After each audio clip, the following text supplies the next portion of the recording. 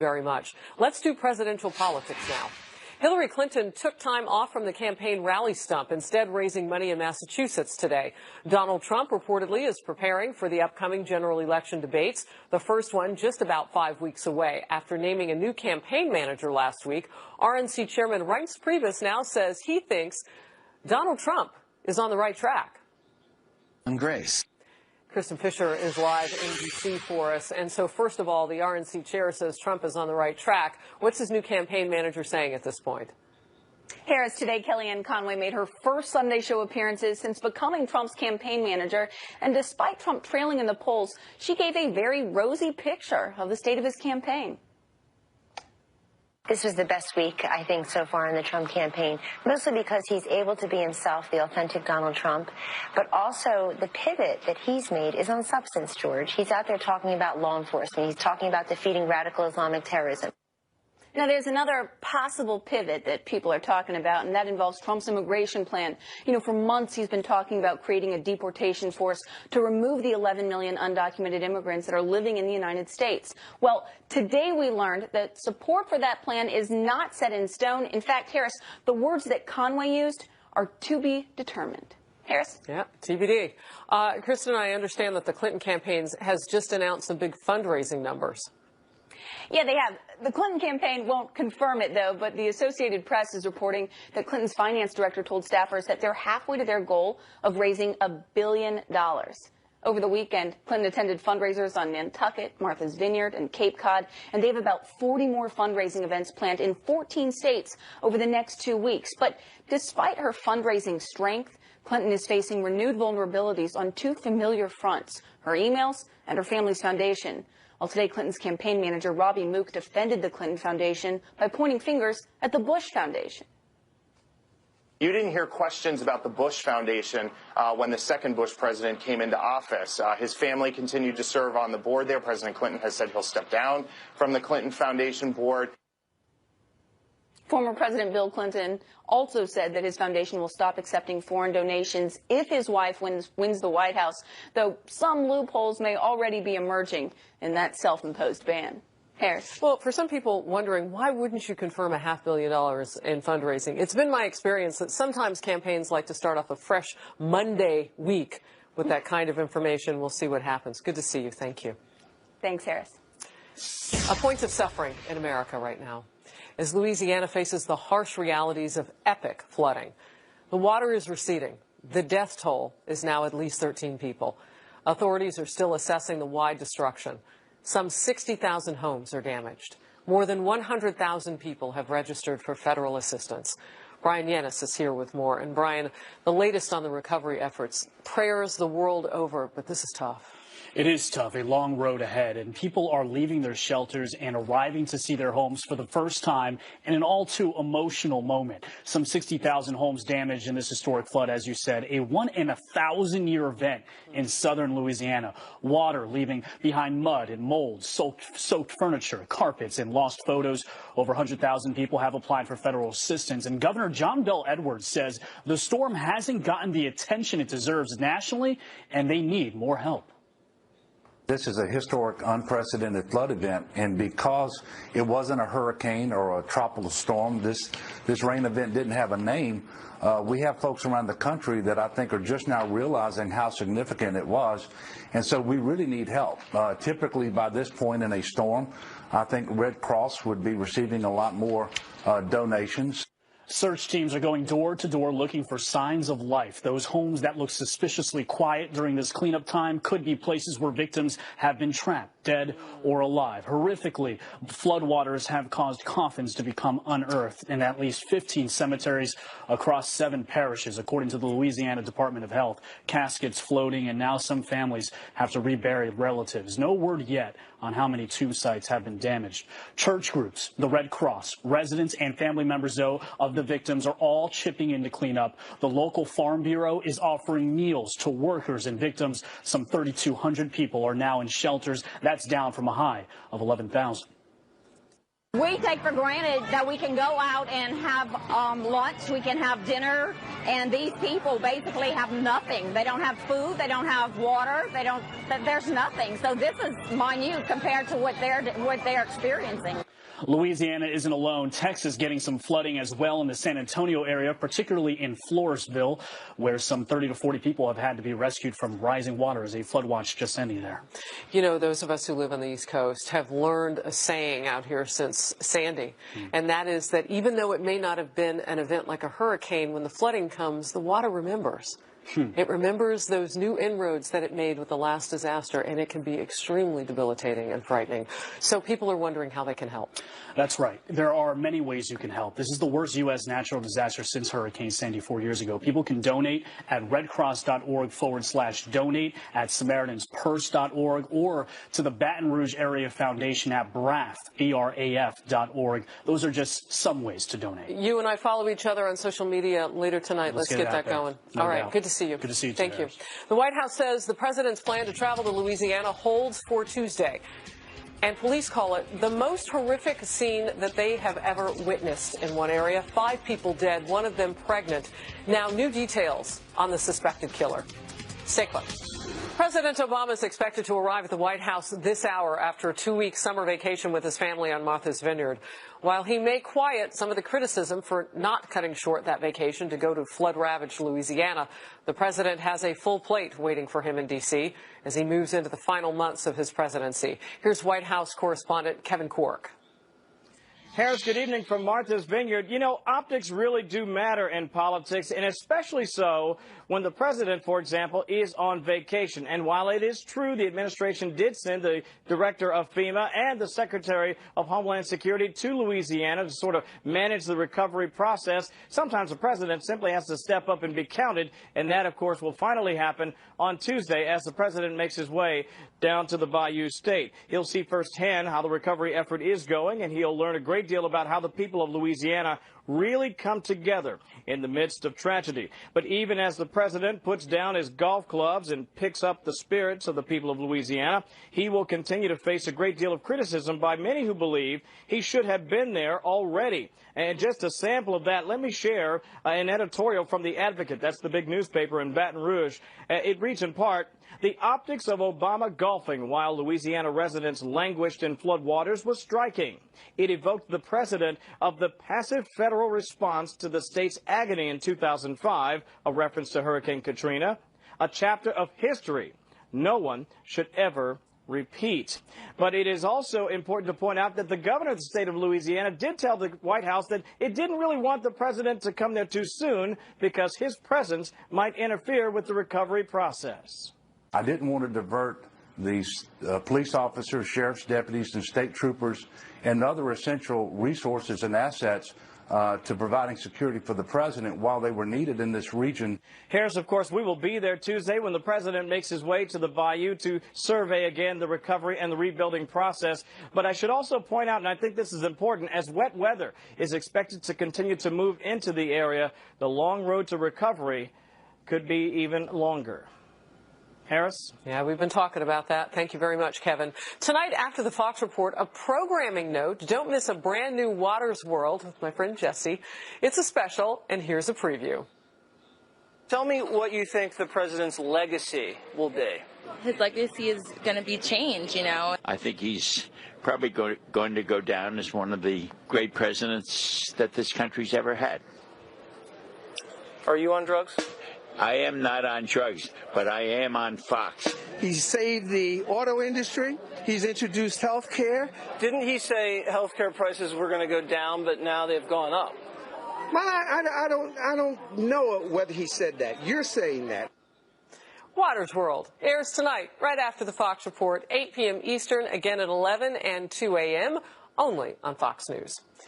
Police in Mississippi say a man turned himself in for murders. Yes, plural. They happened in Alabama. That's where the bodies of the victims were found, one of them a pregnant woman. Local law enforcement there say they've never seen anything like it. Very, very gruesome scene. It's awful. 20-year career as a prosecutor, and I've never seen a scene where there were 5 people that were brutally and viciously murdered. That man is now charged with 6 counts of capital murder. We're told he had an extensive criminal history, and police say they believe he knew those victims. Officials in Florida are dealing with some headwind as they try to fight the Zika virus. The CDC has confirmed the number of cases is ticking up, particularly in South Beach, Miami. People were out at the beaches this weekend anyway. They say the virus, though, isn't going away anytime soon. Also, the concerns over Zika in America. A government health official is warning the mosquito-borne disease could hang around here for a year or two. Florida authorities announced 5 new cases of Zika in Miami Beach. They say the new area of transmission covers about 1.5 miles of the trendy tourist packed area. The mayor is looking to ease fears. The CD said specifically, only pregnant women who don't have essential travel to these 20 square blocks should consider not going. I was out on Ocean Drive today, and it's absolutely packed. I mean, the beach is packed. There's people in bikinis and bathing suits and skateboarders that are almost wearing nothing. And, you know, we're letting them know that they should probably wear repellent. Wow. Florida Governor Rick Scott is asking the CDC for additional testing and prevention kits. He also directed state officials to offer businesses mosquito spraying at no cost. The fires in California are forcing a famous tourist site to close for business. The Hearst Castle in the central part of the state shut down today as a fire that leveled more than 100 homes moved too close for safety. Crews are gaining ground on some of the fires out west, but others are not even close to being contained. Will Carr reports from Los Angeles. Good evening, Harris. There are more than a dozen wildfires burning across the western United States this weekend. That includes the Cedar Fire, which continues to burn to the northwest of Bakersfield. So far, the containment numbers are low as the fires force 1,500 residents to evacuate the area, and it continues to threaten almost 800 homes. Other residents say they're ready to leave quickly if they have to. My car's packed, my animals are in my car, and we live, we're just real close to the main road. To the south, the Blue Cut Fire continues to burn 60 miles east of Los Angeles. Fire crews there, though, making great progress. The fire is now 83% contained after burning 37,000 acres. And residents say they're thankful for all the hard work the crews on the ground have put in. I think this whole valley would have gone up had they not put up a battle right here and stopped the fire, because you can see the hot spots where it just jumped and it skipped, and it could have been a lot worse than it was. The Blue Cut fires burned more than 100 homes, and many residents are getting their first look at the destruction this weekend. Many of the wildfires burning across the western United States are being fueled by drought conditions. You have to remember California is still in the middle of a 5-year historic drought. So far, we've had more fires this year than the point last year, which is a bad sign because last year was the most expensive wildfire season on record. Harris. Will, thank you. We are learning new details now about the death of pop icon Prince. According to the Associated Press, an official close to the investigation says several pills recovered from his home were counterfeit, incorrectly labeled drugs containing fentanyl. That's a synthetic opiate, 50 times more powerful than heroin.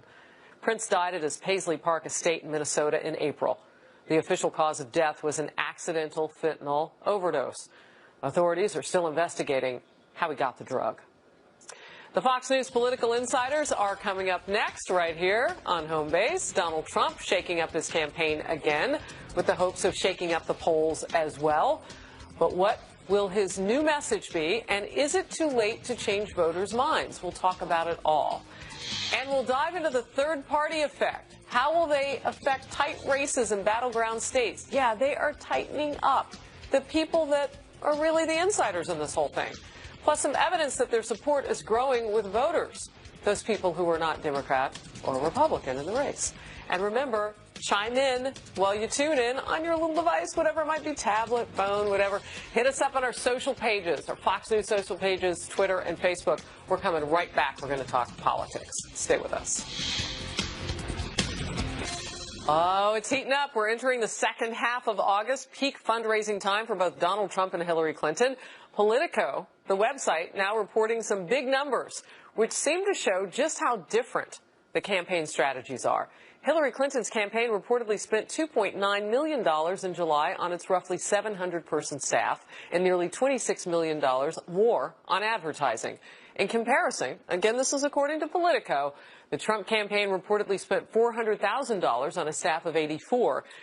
And Politico is reporting that the Trump campaign spent more than 4 times as much on merchandise and hats for those huge crowds that he sees. Let's bring in our Fox News political insiders from Charleston, South Carolina via satellite tonight. Put warm and cozy up close in our hearts is Pat Caddell, a former pollster for President Jimmy Carter and Fox News contributor. John LeBoutelier, former Republican congressman for New York, and Doug Schoen, former pollster for President Bill Clinton and a Fox News contributor as well. John, I'm going to start with you and the spending. Donald Trump arguably is leaving his mark every place he goes. And some say that could be real strategy in terms of leaving something tangible. Well, his strategy all for the last year was, I can get everything I need in free media. And he gets a lot. He gets a lot, but it's not enough. And he's behind in virtually every poll in every state, right? And we used to wonder this year, will TV ads, traditional TV ads, have any impact? They didn't in the primaries in the Republican race. But in the general, Hillary has applied heavy money. Now, you put up her campaign, but her PAC is spending 5 times more in the 10 or 11 battleground states. And so, buying ads here in New York, which is not even a battleground state, but it's where Trump lives. No, they're buying it on national cable. Yeah. They're on national cable, but they're everywhere. And so she's doing that. He's not. Now, whoever would have thought Donald Trump, I say to you, Donald Trump, you right away, the first thing you think is really rich. That the richest guy ever to run for president would not be financing this campaign. He should have written out a check for $500 million to his campaign and not worried about money and then spent all his time running against Hillary. And he didn't do it. So the argument, Doug, there is that he didn't have to previous to this. But I want to get to a viewer question. Randy writes, if Trump's pivot, as some people see it, is successful, when will it show up in the polls? You're a pollster. Well, first, there has been some tightening in the national numbers this week. There was one poll out today, had him a couple of points ahead. It's been somewhat of an outlier, but there's a slight. Rasmussen shows him shows them. There is a but, and I need to underscore that. In the swing states that John alluded to, where Hillary Clinton's advertising heavily both on her own and through her super PAC, Hillary is ahead in virtually every swing state. She's close to 350 electoral votes when you add in leaners, well over the 270 she needs. This is an election, Harris, as we all know, that is decided in the Electoral College. You can't be outspent, as Donald Trump has been, like 100 million to 1 million or no million, and hope to win the election. Pat, I want to talk with you a little bit just, though, about pure strategy in terms of the campaign. So you've got some people now with Donald Trump's campaign that arguably are, Kellyanne Conway is getting cheers from both sides of the political aisle for being one of the best at what she does. What are your thoughts? Well, I think they've made change in the campaign, but I think the most important change has been with Donald Trump this week. He finally had a week with several speeches. It got somewhat overshadowed a little bit by the news about the campaign staff.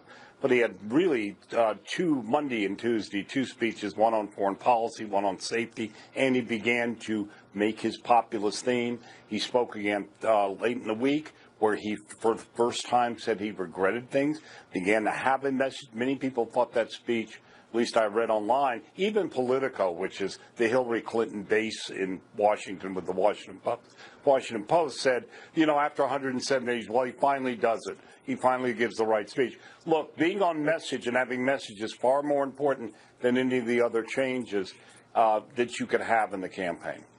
All right. I want to talk a little bit now about just how the money's being spent. I know you're saying where the money's not coming from. But, if you're going to spend $400,000 on 84 people, she's got 703. You've run campaigns, John. You've won campaigns, John. You've been a senator. What does it take to win? No, I was not a senator. I was a congressman. You were a congressman. Right. I'm sorry. But he does know politics. Yes, he does. And, if Harris Faulkner chooses to give you a bump up, I guess we got to live with that. If we're coming from you, it's phenomenal. I'll say that. So you've won. Okay.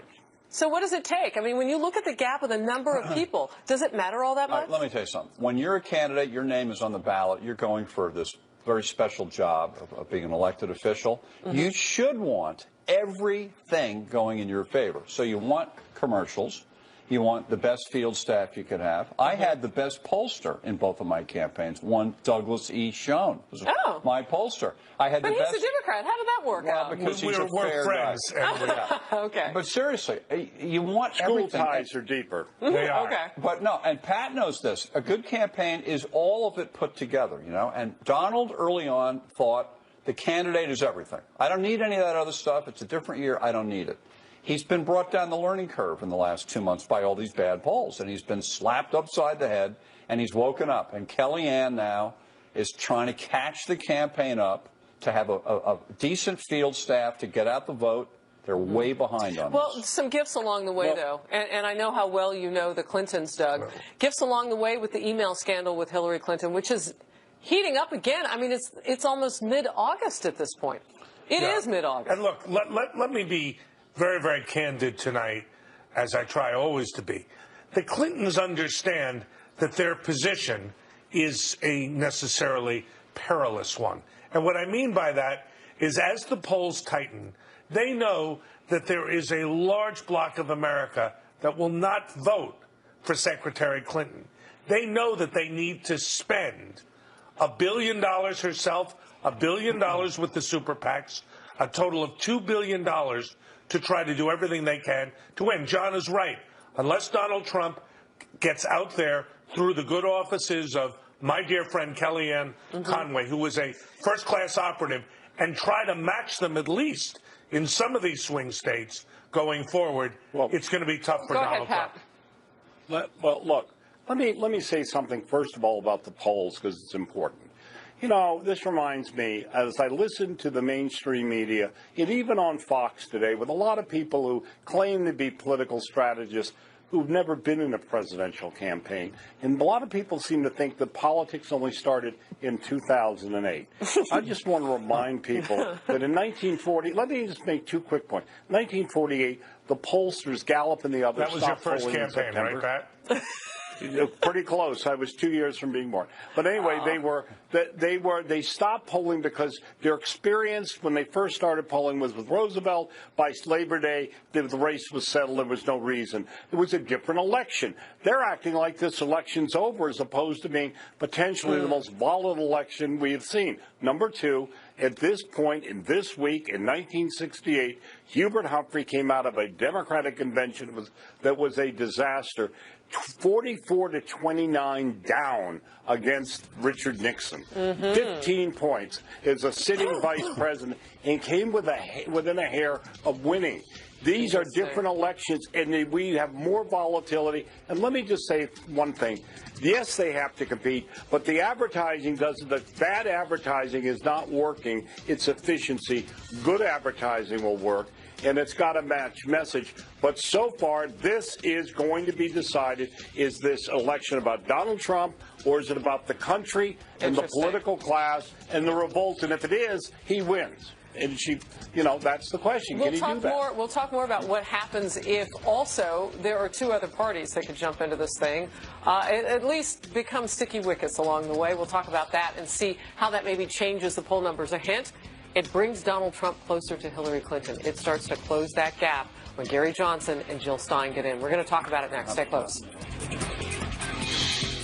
15 minutes, Fox News headlines, 24/7, channel 115. The Fox News political insiders are back, and I do want to talk about the independents and how they factor in all this, but I want to get to a little social media first, so let's do that. FAC writes, does Trump risk losing his core enthusiastic audience if he pivots too much? And this one for you, Doug. Sure. Michael P. Mulhall says, Harris, how do the insiders view Trump's visit to the flood-affected areas of Louisiana? My question was, is President Obama going because Trump went first? Yes, of course.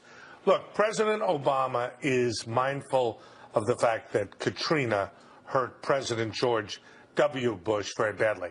When Trump went, I guess it was Friday, if I remember correctly, and said President Obama needs to go, what he was doing was throwing down the mantle at the same time, saying very clearly, I understand, I'm compassionate, I'm concerned.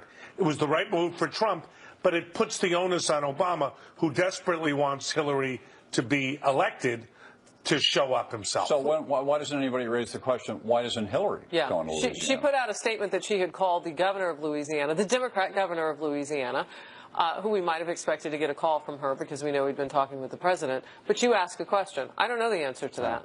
Well, this is the point, is the campaign has to stop. Fundraising, John. And I haven't seen reporting to answer that question. But Doug, every news story focuses on Trump. Trump going to Louisiana. Right. And if I'm Hillary, that's okay. I'll let him have a couple good days as long as most of the days are negative. And it's always about Trump. Right. Go ahead, Pat.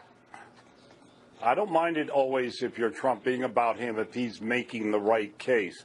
Is going to Louisiana was a smart move. It showed for what him is important that he cares about people, and that's been a problem in some of the polling. Hillary not going, I think, is a problem. Obama on the golf course, the hypocrite in chief, on the golf course, just like he was when Americans were being beheaded in the Middle East. He's more addicted to the golf course than he is to his country or his job. And he didn't go until he was embarrassed to go. And that is a shame because when his absence and her absence tells you about people who think they don't have to worry about what voters think. Well, also, Obama's not running again, and Hillary's not going to win Louisiana. But he is running. She is running as his third term, and she is openly running as his third term. But she's not going to win Louisiana. So when he screws up, she gets to have it. Harris, look, what we really need to go back to and focus on is the fact that the Electoral College, which is determined by 11 states, is strongly in the... Pat, let me please finish. I'm sorry, I didn't mean to interrupt. I appreciate your... You guys are so nice now that I'm back from vacation. Exactly. But here's what's going on inside Clinton world. They're saying, look, we recognize we're in a tough position. As long as we get the $2 billion and flood advertising with negatives on Donald Trump, they will, in their terms, do everything possible to negate the pivot that Pat and John were speaking of that Donald Trump's now doing, because they know that if Hillary Clinton becomes the issue and the central focus, she could well lose, despite the fact she's got a comfortable lead now. I keep thinking she should go to Fiji for 3 months. Just go away.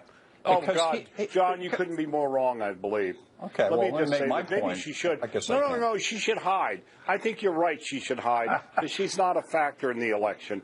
But I wouldn't go to Fiji. But well, she's going to fundraisers. You and Doug are going to lose your cards from the Democrat Party. Exactly. Do they still pass those out? The bundlers. They've taken mine away. Dave Wolverton writes on Twitter. Can I make a point? Hold on one second. Dave Wolverton writes on Twitter, Trump needs to focus on the economy. Clinton will try to get him off his message, but it's the economy, stupid. So these are supporters, I would imagine, some of them on my Twitter feed who are chiming in about him, because that sounds like a supportive thing to do. That's some interesting advice. I thought he was back on message. Why are people so fearful that he's not going to stay on it? He's done four speeches on message. Yeah, well, there's a little lag. You know, some of these articles get written in comments, and the campaign has changed again. So now we're into the second week of the new administration and of the Trump Trump campaign. Oh, yeah, and let us see if he sticks with it, which I think he will, by the way.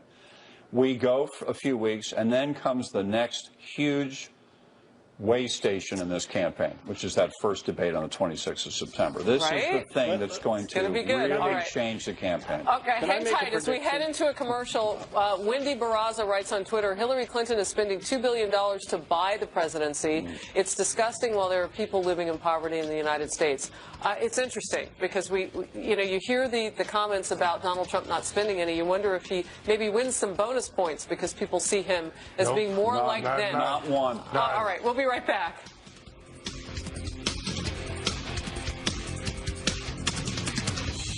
Johnson and Green Party candidate Jill Stein are doing more than just talking to each other and talking to the media. They've been talking to a lot of voters. And that's that third-party presence that's starting to kind of creep into an interesting zone during this election. Let's take a look. Colorado, I thought the state, this is Quinnipiac, looked if it were just Trump against Hillary Clinton. See where they are? They're fairly close, right? Double digit. Not close. Right, double digit. Look at what happens when Stein and Johnson get into the race. Now, there were a few of these polls last week. Now we're starting to see more. Look at how tight it gets.